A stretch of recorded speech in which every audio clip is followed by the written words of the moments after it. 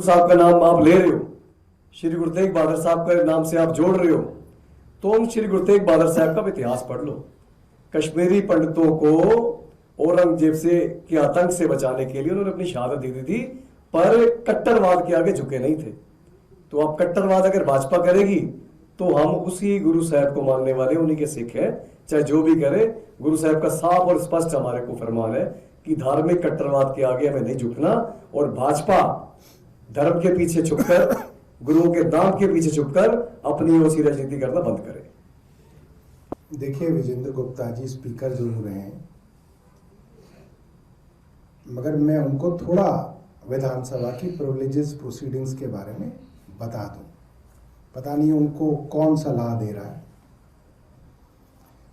विधानसभा के अंदर जो बोली गई बातें हैं उनकी प्रोटेक्शन प्रिविलेजेस, विधानसभा की प्रिविलेजेस उनकी प्रोटेक्शन करती है, बिल्कुल करनी चाहिए। विधानसभा में जो बोली गई बात वो टेलीकास्ट कर दी आपने, विधानसभा ने, और उसको पब्लिकली अवेलेबल कर दिया। विधानसभा की प्रॉपर्टी हो या संसद की प्रॉपर्टी हो, जब वो पब्लिकली अवेलेबल हो गई, so it is open to any kind of criticism और एप्रिसिएशन। उसकी आप आलोचना भी कर सकते हो, उसकी आप जो है उसकी तारीफ भी कर सकते हो। जैसे आप राहुल गांधी जी के बयानों पे, संजय सिंह जी के बयानों पे भारतीय जनता पार्टी आलोचनाएं करती है, अपने नेताओं की तारीफ करती है। तो it is open for any kind of criticism and appreciation, number एक। अब अगर उस प्रॉपर्टी के ऊपर कोई आदमी मैनिपुलेशन करके नए शब्द जोड़ने की कोशिश करे, उसके ऊपर पट्टी लगा के, वो आदमी कह रहा है कुछ, आप उसमें कह रहे हैं कुछ।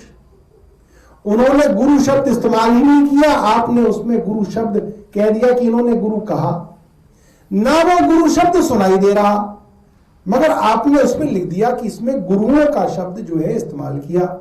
तो ये टेम्परिंग हुई, ये फोर्जरी हुई, ये डॉक्टर्ड टेप क्रिएट करना हुआ, ये मैनिपुलेशन हुआ, ये फर्जीवाड़ा हुआ।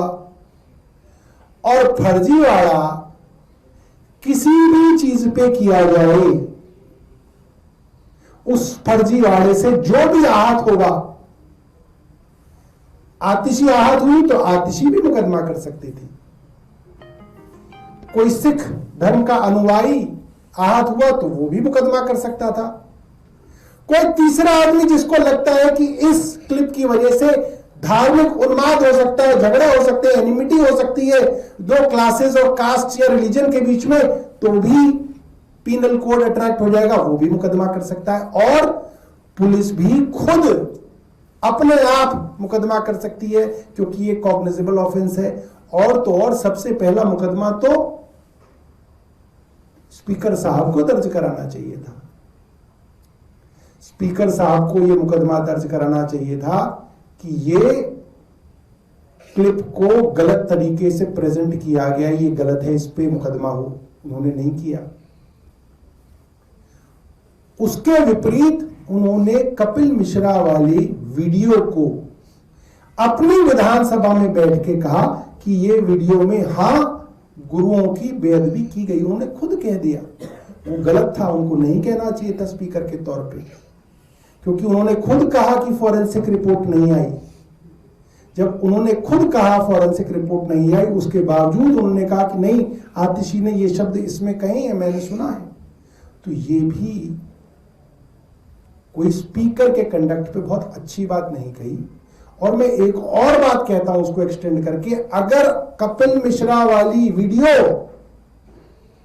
विजेंद्र गुप्ता जी ट्वीट कर देंगे, अभी भी कर देंगे, मैं आपको पूरी जिम्मेदारी से बता रहा हूं, विजेंद्र गुप्ता जी के ऊपर भी आपराधिक मामला दर्ज हो सकता है। ये कानूनी तौर पे पूरी तरीके से वैध होगा। उनको भी ट्रायल फेस करने के लिए जाना पड़ेगा कोर्ट। और